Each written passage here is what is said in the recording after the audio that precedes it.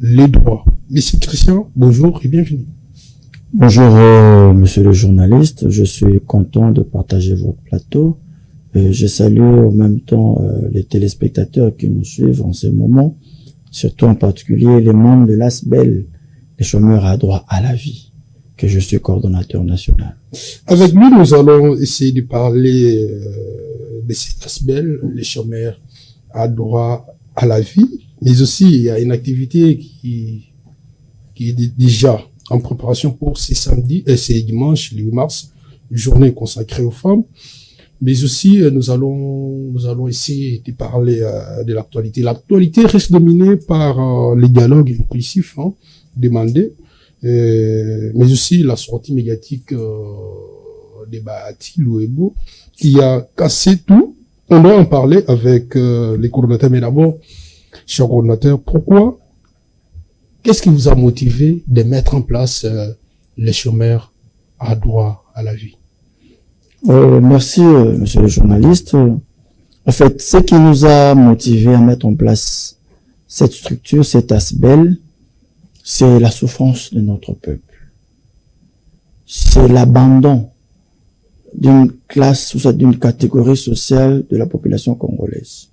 Aujourd'hui, vous n'allez pas me contredire, nous sommes à près de 80% de la population congolaise qui vit dans le chômage. Nous avons une majorité de femmes et des hommes qui ont fini les études, mais qui n'ont pas accès à l'emploi. Nous assistons à une population abandonnée qui, peut-être, les parents n'ont pas eu le moyen de les mettre à l'école, de les faire étudier. Pourquoi? Parce que les parents n'avaient pas du travail. Alors, nous sommes dit, depuis que le Congo, ça fait, depuis l'indépendance, il n'y a aucun politicien, il n'y a aucune structure étatique qui s'occupe, soit qui parle, qui prend à bras le corps les problèmes des chômeurs congolais. Alors je me suis dit, poussé par l'amour pour ce peuple, poussé par la compassion pour cette population qui souffre, je me suis dit, ensemble avec les amis, mettons en place une structure qui va, n'est-ce pas, défendre le droit des chômeurs et des travailleurs marginalisés. En parlant que les chômeurs ont droit à la vie, ce n'est pas une façon d'encourager ces gens-là ou ces jeunes qui, parfois, leurs parents les ont envoyés à l'école, mais il a fini. Pour lui, il compte que l'État lui donne du travail. Or, il pouvait se débrouiller aussi, ou soit entreprendre quelque part. La Constitution dit dans l'article 36, le travail est un droit. L'État garantit la protection contre le chômage.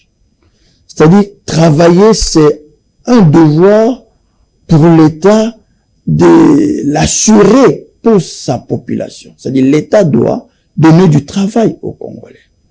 L'État doit protéger les Congolais contre le chômage. Il n'y a aucun Congolais qui a voulu être chômeur. Il n'y a aucun Congolais qui n'a pas voulu étudier par sa volonté. Souvent, généralement, la majorité n'ont pas étudié ou soit ne travaillent pas parce que, pour certains, les parents n'ont pas les moyens de les mettre à l'école. Pour certains, il n'y a pas du travail. Vous savez, aujourd'hui au Congo, pour avoir du travail, il faut être familier aux autorités. Il faut être une copine d'un DG.